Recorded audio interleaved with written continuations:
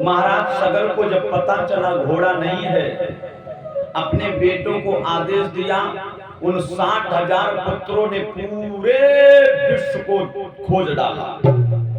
जब घोड़ा नहीं मिला तो विचार करने लगे कि आसमान ले गया या पृथ्वी खा गई। पृथ्वी को खोदना प्रारंभ किया, यहां तक 7 समुद्र खोद दिए। कितने समुद्र? 7। ये राजा सगर जी के पुत्रों ने ही समुद्र को खोदा था। कोई पता नहीं कहां तक खोदते गए।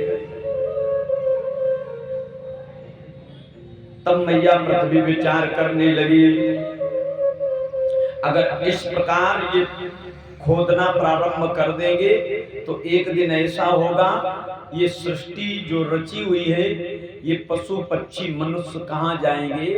सो मैया पृथ्वी ने किसका रूप बनाया? कन्या का। अरे लीनो कन्या रूप बनाए,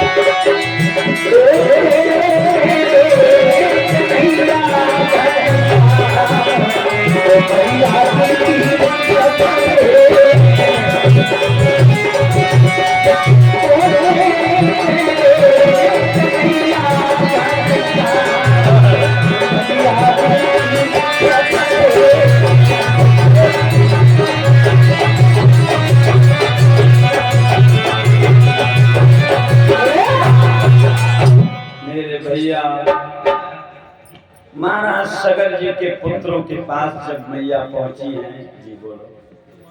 हेलो, हमारे परम पूज्य आदर सम्मान के साथ हमारे सहयोग कर रहे हैं, जिसमें हमारे जीत सिंह उत्तर प्रदेश पुलिस लाइन से केवल महाशासन शास्त्री जी का नाम सुन के यहाँ पे आए, आने के बाद माल्यार्पण किया, 101 मुद्राओं का गुरु जी का सम्मान किया और आश्रम में भंडारा के लिए 1100 रुपए का सहयोग दिया है, मैं उनको बार बार बधाई का पात्र हूँ। सहयोग लेकिन तन मन धन सब अर्पण गुरु जी के चरणों का। जय श्री राम। जय श्री जय गनरिया बाबा की जय। सब बाबा की कृपा है। और सुखदेव जी बोले राजन नहीं, जिस समय मैया पृथ्वी कन्या का रूप धारण करके कन्या का रूप धारण करके जब मैया पहुंची तो 60,000 पुत्रों से कहने लगी, भैया तुम इस पृथ्वी को खोद रहे हो, मैं बताऊं तुम्हारा घोड़ा कहां है। और मैया घोड़े का पता बताने लगे। ये भैया मेरी बात सुनो, मैं साची तुम्हें बताती हूँ। कपिल मुनि के आश्रम में घोड़ा की बात सुनाती हूँ। मैया पृथ्वी बोली, भैया कपिल मुनि के आश्रम में आपका घोड़ा बंधा हुआ है, आप चले जाइए। और जो सुना कपिल मुनि के आश्रम में तो 60,000 पुत्र क्रोध में लाल हो गए। और कपिल मुनि के आश्रम में जाकर के 60,000 पुत्र जिस समय पहुंचे तो एक वृक्ष के नीचे घोड़ा बंधा हुआ है। सबसे बड़े पुत्र को बहुत क्रोध आया और क्रोध में आकर के कपिल मुनि के जीव ही लात को मारा। सुखदेव जी बोले, राजन मारी लात कपिल मुन जाई,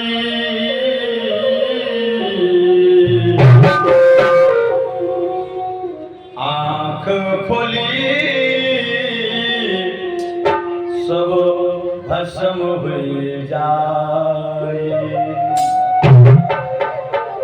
जो ही सगर जी के पुत्र ने लात को मारा और जैसे कपिल मुनि की आंखें खुली, आंखों से इतनी तीव्र ज्वाला निकली कि 60,000 पुत्र बैठे हुए थे सब जल करके भस्म हो गए। क्या हो गए? भस्म हो गए जल करके। कहावत है, आए थे हर भजन कर्म को खोटन लगी कपास। किसकी तैयारी कर रहे थे कि मैं देवराज इंद्र बन जाऊंगा, लेकिन 60,000 पुत्रों से भी राजा सगर हाथ धो बैठे। अब तो महाराज सगर बड़े दुखी हुए। तो एक बात बताऊं, जिसका एक ही लाला दुनिया छोड़ दे उस मैया के दिल से पूछो क्या गिरती है। और राजा सगर जी के 60,000 पुत्र मारे गए। इतने सुलझे हुए राजा के 60,000 पुत्र जब एक साथ मरे तो महाराज सगर का दुख का पहाड़ टूट पड़ा। कपिल मुनि के पास में जाकर के हाथ जोड़ के बोले, महाराज मेरे बेटों ने तुम्हारा क्या बिगाड़ा था। अरे वो नादान थे, धोखे से उनसे लात को लग गई, आपको इतना क्रोध आ गया कि वो उन्हें जला ही दिया। और राजा सगर रोकर के बोले,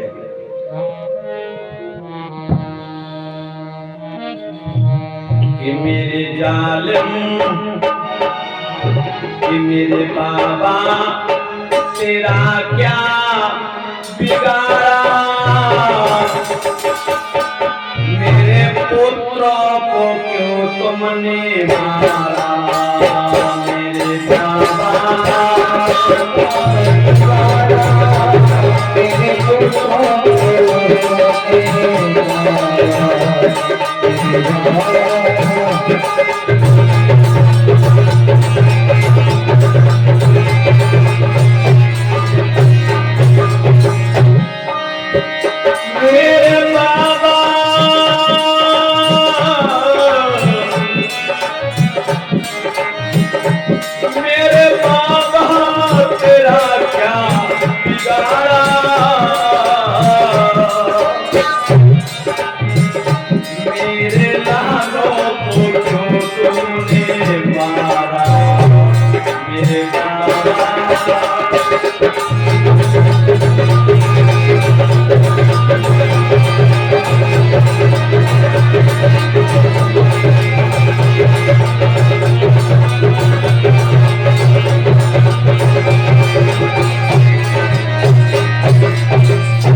और महाराज सगर रोकर के बोले, महात्मा जी मैंने खो दिया पाकर उन्हीं को,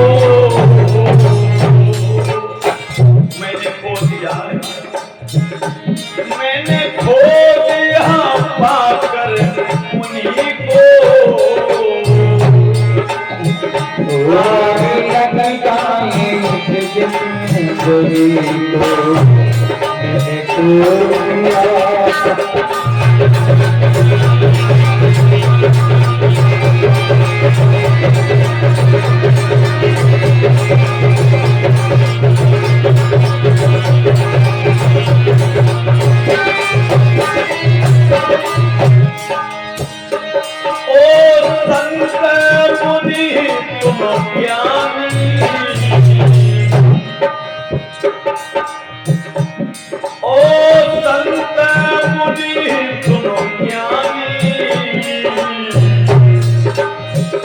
कैसी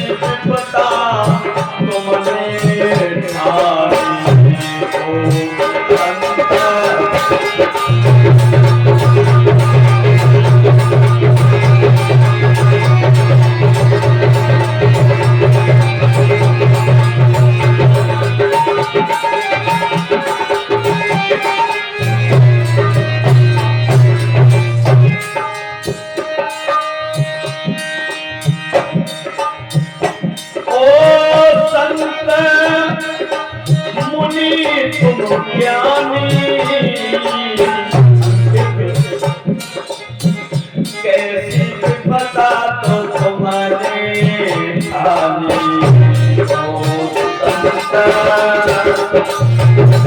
ओ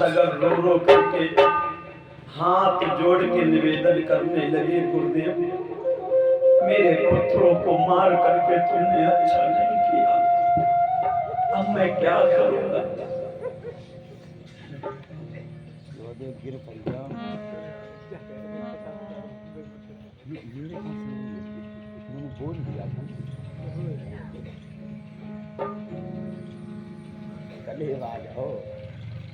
श्री वृंदावन बिहारी लाल की।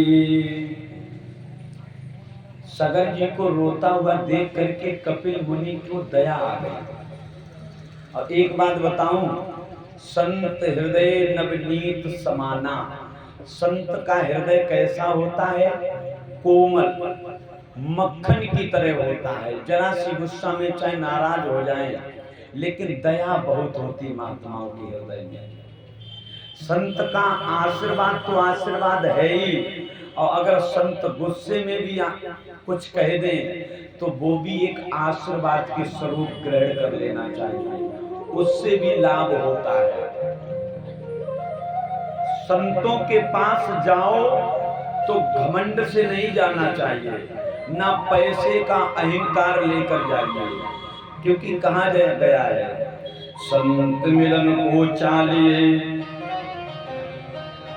तज माया अभिमान, ज्यों ज्यों पग आगे धरते कोटनि यज्ञ समान।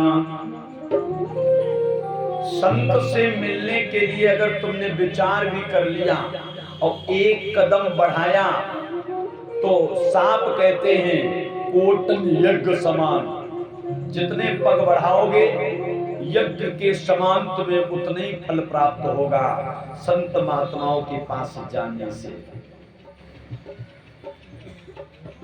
इसलिए संतों के पास चलना चाहिए और जाना चाहिए। एक कवि ने बड़ा सुंदर भजन दिया है, अरे संतन के संग लागरी सभी लोग बोले बाबा गगरिया बाबा की जय हो, और उन्हीं के आश्रम में हैं, उनकी कृपा सदैव बनी रहे, हम पर भी, आप पर भी और सब पर रहे। इसलिए बाबा के दरबार में सब लोग आए। अरे संतन के संग लागे तेरी अच्छी बने,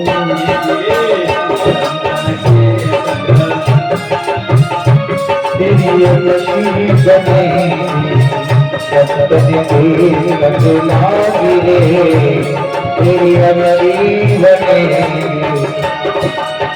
अच्छी बनेगी तेरी किस्मत जगेगी, अच्छी बनेगी तेरी किस्मत जगेगी, हो जाए तेरी बर्बादी, तेरी अच्छी बनेगी,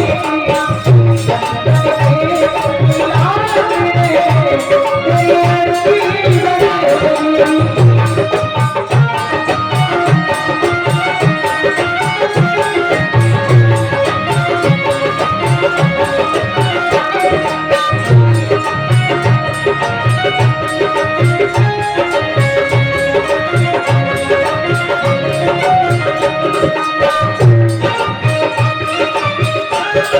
सभी लोग ताली बजाएं।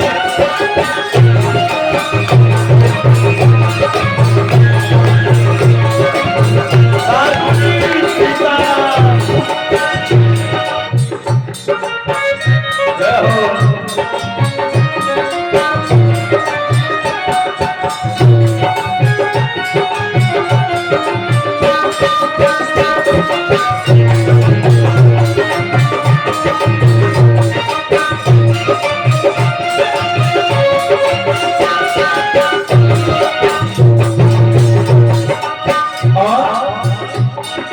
अच्छी बनेगी तेरी बिगड़ी बनेगी, अच्छी बनेगी तेरी बिगड़ी बनेगी, सुलझी बनेगी, सुलझी बनेगी, बिगड़ी बनेगी तेरी सुलझी बनेगी, संतन के संग लागे तेरी बिगड़ी बनेगी, संतन के संग लागे तेरी अच्छी बनेगी, संतन के संग।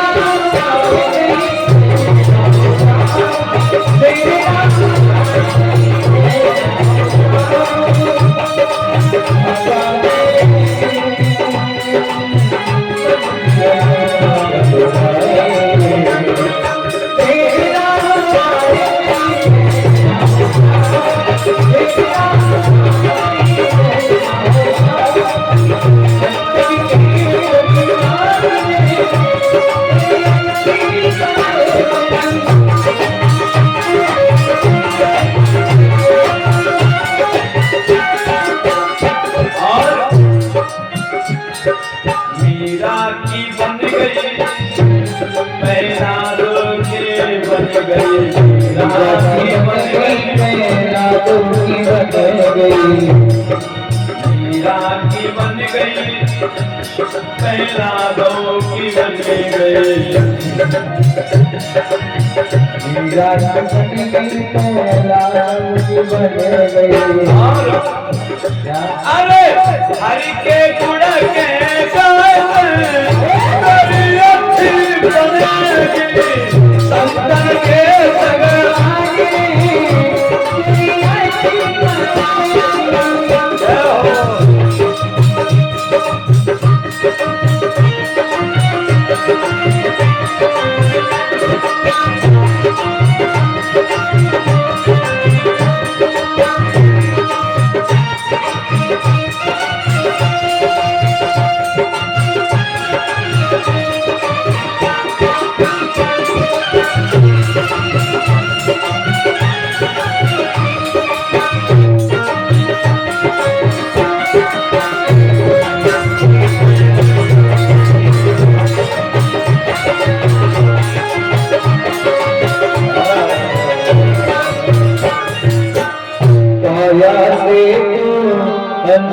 बने सागर की तू संत बनेगा। देखो एक और बात बताऊं, संतों से बैठने से जो कौआ हो, कौआ देखते हैं, आप समझ लीजिए, कौआ भी व्यक्ति हो, वो भी अगर संत महात्माओं के पास बैठ जाए वो भी हंस बन जाएगा। क्या कवि ने भाव दिया है।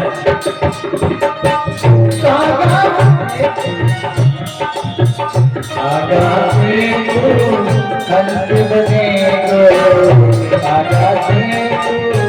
संत बनेगो, राम चरणी राज रे तेरी अंगली बनेगी, राम चरणी राज रे तेरी अंगली बनेगी।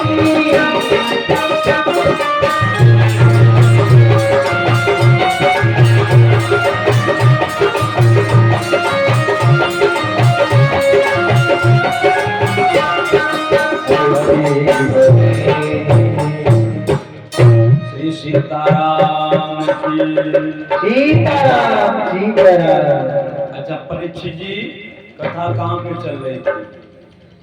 कथा कहाँ पे चल रही थी? वही सुनाएगा। जो कह रहे महाराज कथा तो पंडाल के नीचे चल रही है। सही कह रहे हैं। गोविंद भगवान की। श्री सुखदेव जी बोले, ही राजन परीक्षित, सगर जी बहुत रोए। तब कपिल मुनि ने जवाब दिया, अगर तुम अपने बालकों का उद्धार करवाना चाहते हो तो तुम्हें मैया गंगा को मृतलोक में लाना होगा। क्या करना होगा? मैया गंगा को मृतलोक में लाना होगा। महाराज सगर जी ने तपस्या करना प्रारंभ किया। किसकी? भगवान विष्णु जी की। इतनी घोर तपस्या की, इतनी घोर तपस्या की कि अंत में भगवान ने आवाज लगाई। क्या आवाज लगाई? ऐ सगर, तुमसे काम ना चल पाएगा। हाँ, पौत्र तुम्हारे का बेटा श्री गंगा जी को लाएगा। हे सगर, तुमसे नहीं काम चलेगा। तुम्हारा जो पौत्र होगा उस पौत्र का बेटा गंगा जी को लाएगा। अब तो राजा सगर जी का एक पुत्र है जिसका नाम है असमंजस। असमंजस ने सुना मेरे भाइयों का भस्म हो जाना, दुखों का पहाड़ टूट जाना, लेकिन असमंजस में हो गए। इनकी रानी के द्वारा एक पुत्र हुआ है जिनका नाम रखा अंशुमान। क्या नाम रखा परीक्षित जी? बोला करो तेजी से। क्या नाम रखा? अंशुमान। अब अंशुमान जब बड़े हुए, उनका विवाह हुआ तो उनकी रानी के द्वारा एक पुत्र हुआ। असमंजस के अंशुमान और अंशुमान के हुए दिलीप। कौन हुए? दिलीप। राजा दिलीप जब विवाह हो गया लेकिन इनके घर में कोई संतान नहीं हुई तो गुरु वशिष्ठ के पास पहुंचे। कौन? दिलीप जी। गुरु वशिष्ठ ने एक गाय दी, जाओ सच्चे मन से इस गाय की सेवा करो, इसको हरा चारा खिलाओ, भगवान की कृपा होगी, गौ माता की कृपा से तुम्हारे घर में संतान होगी। दिलीप जी ने अगाध मेहनत की, अंत में परिणाम अच्छा मिला। दिलीप के द्वारा जो पुत्र हुआ उनका नाम रखा भागीरथ। क्या नाम पड़ा?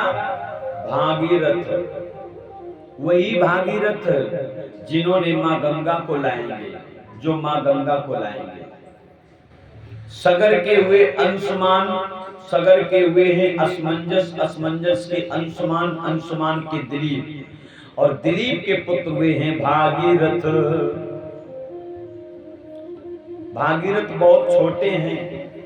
एक दिन दिलीप जी ने, महाराज दिलीप ने बुलाया है अपने पुत्र को, बेटा तुम्हारे पूर्वज इस समय कपिल मुनि के आश्रम में भस्म पड़े हुए हैं, उनके उद्धार के लिए तुम्हें माता गंगा को पृथ्वी पर लाना होगा। सगर बाल्य अवस्था में महाराज भागीरथ जंगल में तपस्या करने चले गए। इतनी घोर तपस्या की, इतनी घोर तपस्या की, 1 महीने नहीं, 1 वर्ष नहीं, कई वर्ष बीत गए भागीरथ जी को तपस्या करते करते। बाल अवस्था से लेकर के जवानी बीत गई तपस्या करते करते, बुढ़ापा भी आ गया, सन की तरह बाल सफेद हो गए। देव ऋषि नारद ने देखा कि भागीरथ इस समय तपस्या में लीन है। तत्काल भगवान विष्णु से निवेदन किया, प्रभु कृपा करिए, क्या वो भक्तों को याद कर रहे हैं? भगवान ने कहा ठीक है नारद। अब भगवान विष्णु गरुड़ पर सवार होकर के चले हैं अपने भक्त किससे, भागीरथ से मिलने के लिए भगवान चले हैं। कैसे चले? आरे धीरे धीरे विष्णु चले भाई रे, जे तो करोड़ों पे भाई सवार है, जे तो करोड़ों पे भाई सवार है, जे तो करोड़ों पे भाई।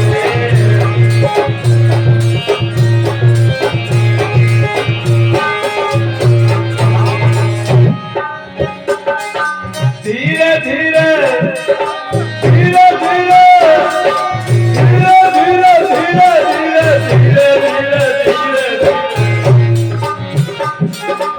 धीरे धीरे विष्णु चले भाई रे, तो करोड़ों पे भाई सवार है, तो करोड़ों पे भाई।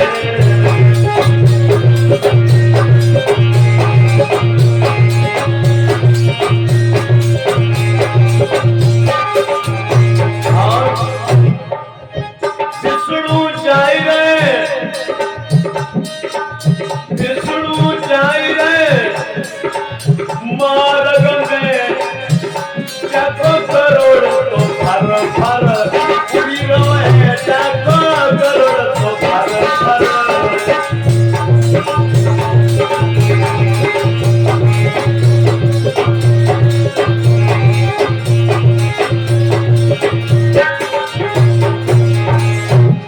भगवान विष्णु गरुड़ पर बैठे हुए हैं। गरुड़ इतनी तेजी से उड़ रहे हैं, लेकिन भगवान बोले गरुड़ मेरा भक्त मुझे याद करते करते कितना समय बीत गया है, अब जल्दी चलो। देखो भगवान को कितनी जल्दी है अपने भक्त से मिलने के लिए। जो 2 बाड़े 1 डग, वो बाड़े वो 7, ये भक्त के लिए है। जो 2 बाड़े 1 डग, वो बाड़े वो 7, जो 2 हाथे 1 डग, वो लोहे की लाट, वो लोहे की लाट, हाथे वो लोहे की लाट। बिना हरि के जीवन तेरा हुई जाइए सब पार, और बात हमारी मान ले तो करियो बेड़ा पार।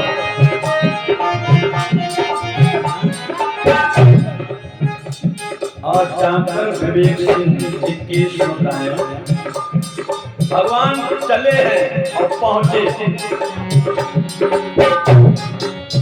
एक पाए अब करोड़ पे, एक भागीरथ के पास है, एक भागीरथ के।